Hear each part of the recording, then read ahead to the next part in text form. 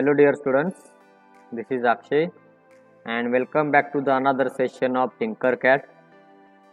As last session I taught you regarding the 3D designs in Tinkercad, but in the Tinkercad today I am going to teach you virtual circuits. Actually we are building circuits in the lab, okay, we are making circuits, testing them, okay, we are doing projects and all. But before going to the actual projects, okay, if you do something wrong, if you do any wrong connection, you will get hurt, something will get damaged and all. Okay, to overcome that we will do virtual circuits first. Okay, once that virtual circuits runs properly, then we can go to the actual practicals one. So to start with virtual circuits, go to the Tinkercad, click here on the circuits, then create a new circuit or create new project, create new circuit. Okay, here in the Tinkercad you will get all the components whatever we have available in labs, okay, in schools, in colleges. Okay, then you can see a number of components available like motor, DC motor, switch, potentiometer, LED, LCD display, then 8-bit matrix display. Then we will do some small practicals first. Okay, so suppose if you have a battery, if you have a 9-volt battery and if you have a DC motor, but you don't know how to connect that DC motor to battery. Okay, so you can do here, see, just drag 9-volt battery first, then just check where is DC motor. Here is DC motor, drag a DC motor. Now you can check a DC motor has two polarities, terminal 1, 2 pins, terminal 1 and terminal 2. There is no any positive negative in DC motor. Okay, there is no any positive negative in DC motor. If you change the direction, the motor's the rotation direction will change. Means if, let me explain. Battery has two terminals, positive and negative. Suppose if I attach positive to the terminal 1 of motor and negative to the terminal 2 of motor, okay, and if I click on start simulation, you can see that motor is rotating in reverse direction. That's why that is showing minus 17,568 RPM something. Okay, and if you want to rotate that in forward direction, just interchange the connection. Delete these connecting wires, delete these connecting wires.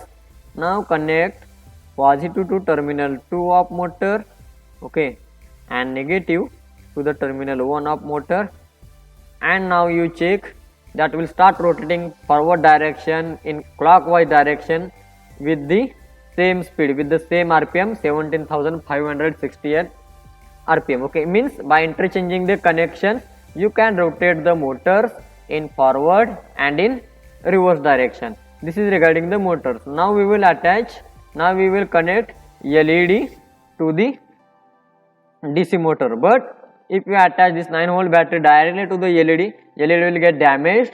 So what we will do, we will take one LED first. We will take one LED. Let me explain first LED. LED has two terminals.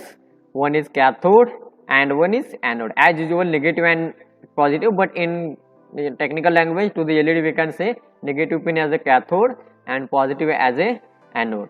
Now to the LED we can attach this 1.5 volt battery. Okay, 1.5 volt battery has also same two pins like a 9-volt battery, negative and positive.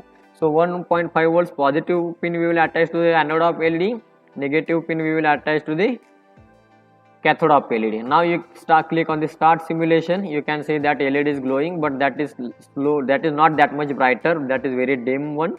Okay, so what we will do, we will add one more 1.5 volt battery, means total 3 volt we will give to the LED. So click here on the battery and add here one more battery. Now you can click on the start simulation, but that is showing something warning.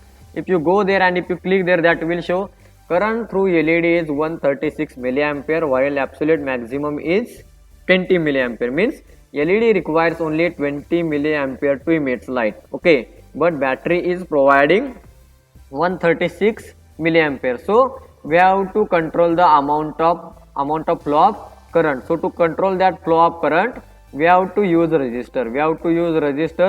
Resistor as value, the unit of resistor is ohm.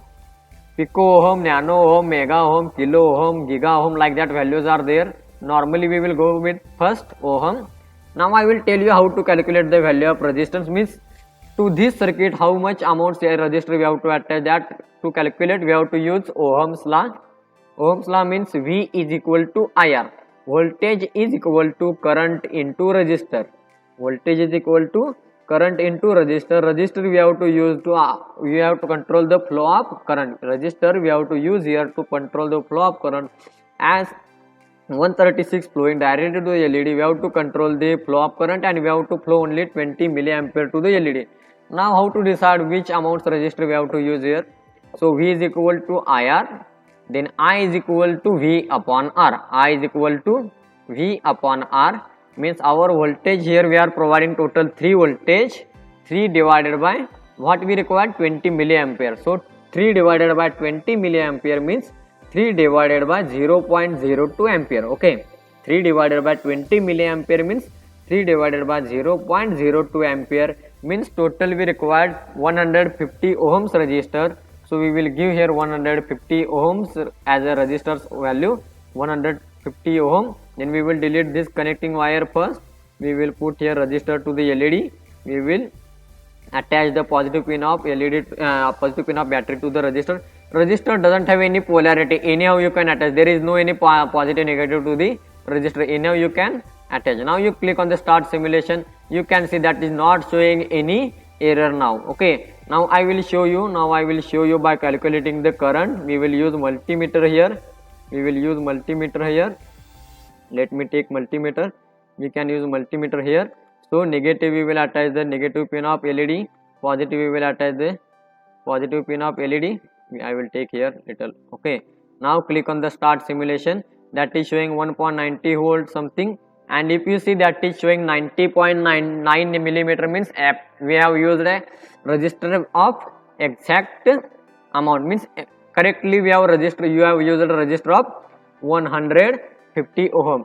If we change the resistance value, now you can see if I change instead of 150, no, if I used 500, and you can see now how much ampere that is showing 5 milliampere. So 150 ohms resistor is okay, that will give exactly a 20 millivolt. If we use here 100 milliampere or 50 milliampere, 50 ohm, then you can see that will give more current, milliampere current, that is going 58.8 milliampere. So to get 20 milliampere, if we attach 9 volt battery, you have to use here 150 ohms resistor.